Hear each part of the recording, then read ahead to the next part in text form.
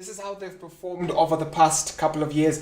2014, $2.5 million, 2016, 9.9, 2018, $40 million in profits. Gentlemen, what is your take where this one is concerned? I'll start with you, Tinashe. Maybe for the benefit of our viewers, Ecobank is one of one of the banks that I can categorize that they have got a very good success growth story.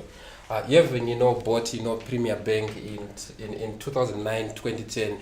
Premier Bank was one of the banks which was struggling, actually in a loss position. Then Ecobank, being a transnational company, has actually managed to turn around the fortunes of this bank, going into the green, into the blues, and actually recording an all-time high profit of 40 million.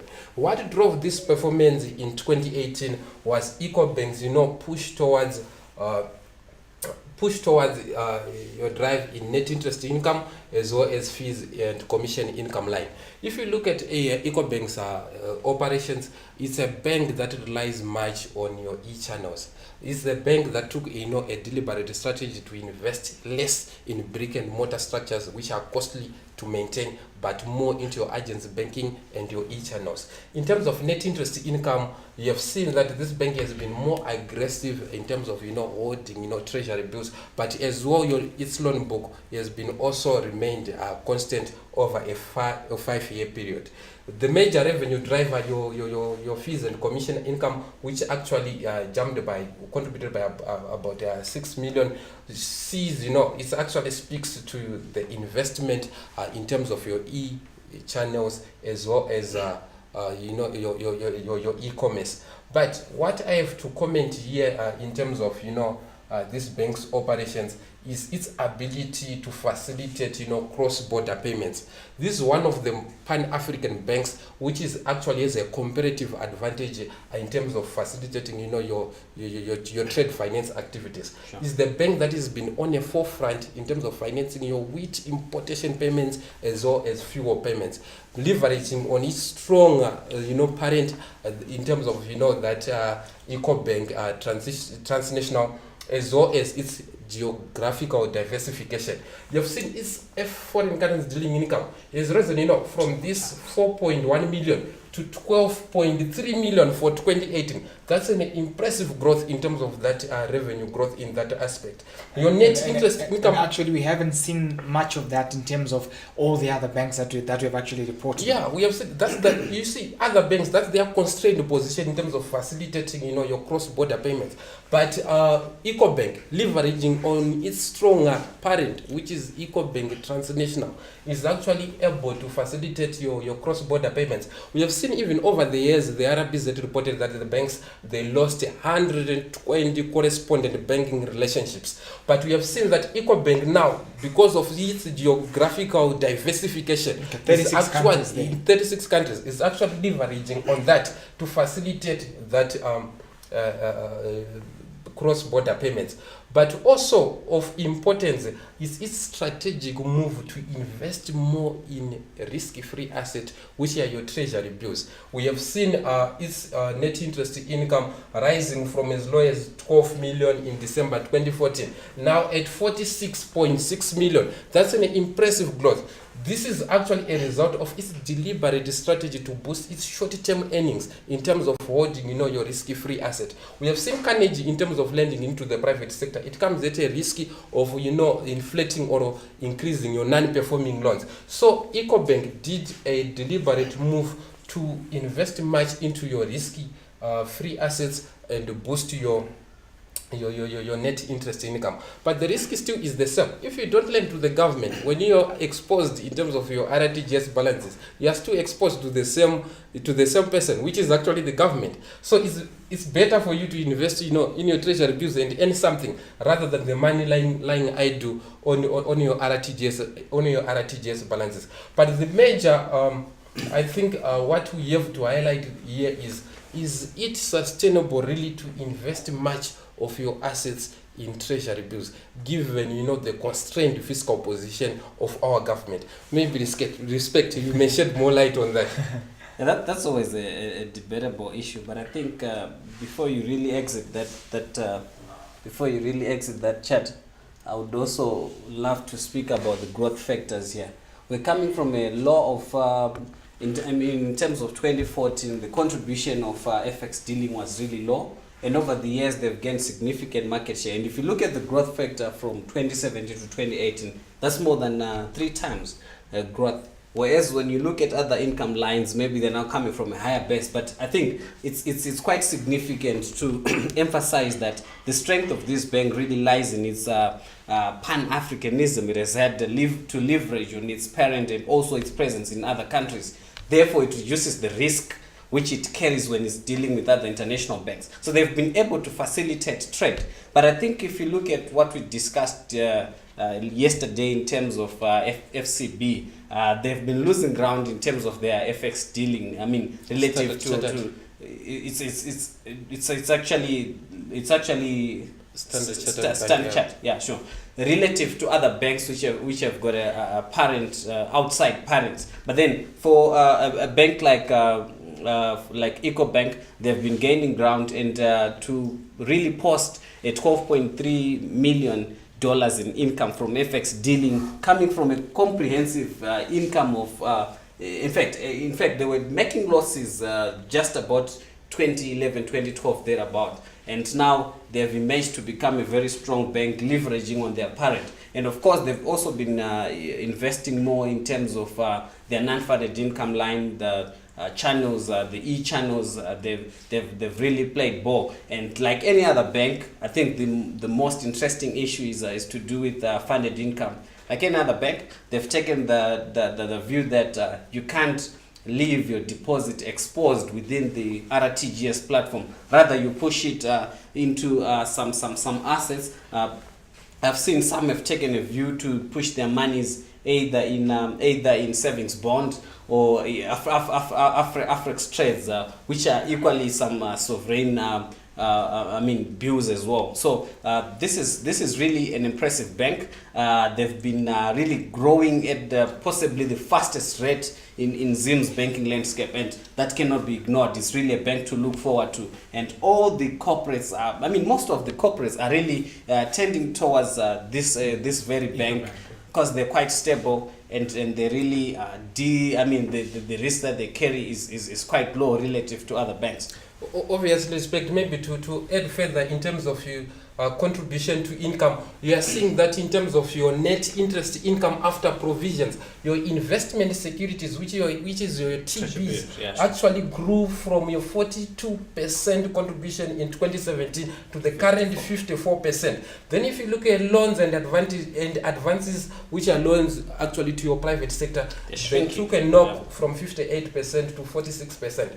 This speaks to the strategy, deliberate strategy of the bank to invest much in risky-free assets, given the carnage in terms of lending to your private sector. But to your non-funded income line, your service charges actually still took a knock from 45% to 42%, which actually speaks, to your environment of controlled, of prices by the central bank. Your commissions, which speaks to the ability for the bank to process international payments. You have seen that contribution grew from 44% to 53% in 2018. Your foreign charges, which are your charges a function of the commissions as well of your foreign payments, they are now having a significant contribution of 2%.